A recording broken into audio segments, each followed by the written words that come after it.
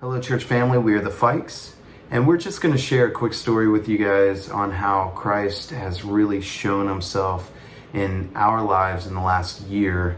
As many of you guys know, my wife Tess was recently diagnosed with what the doctors called a giant brain tumor.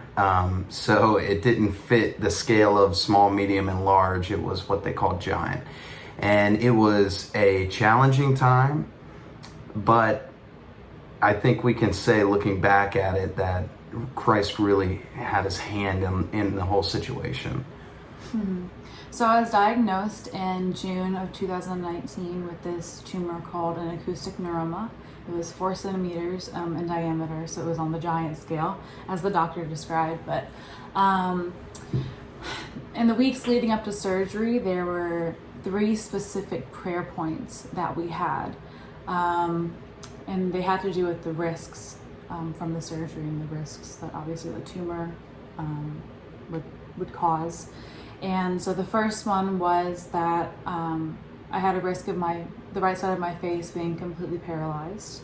The second risk was they would have to completely remove my hearing nerve because the tumor was growing out of my hearing nerve. And so I'd have no chance to ever hear again or even have any kind of implant. And then the third thing that really, really stood out is that we prayed that the tumor wouldn't be sticky to my brain, so tacky to my brain.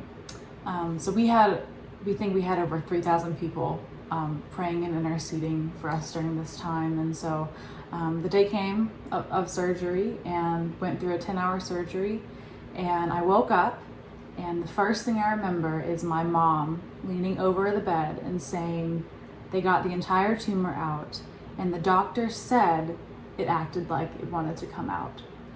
And then obviously my face is not paralyzed, and they preserved my hearing nerve. So it's really there were just a series of amazing miracles where the Lord really revealed how real he is and how tangible he is. And I don't think either of us have ever experienced anything like that before. So I think it's a wild thing when you're praying specifically for the tumor.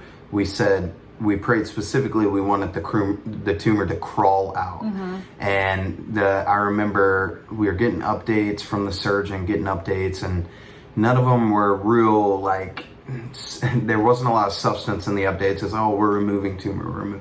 Well, the first real update we had from the doctor, he came out and he said it was as if the tumor wanted to crawl out, like verbatim what we had been praying and what we had been hoping for.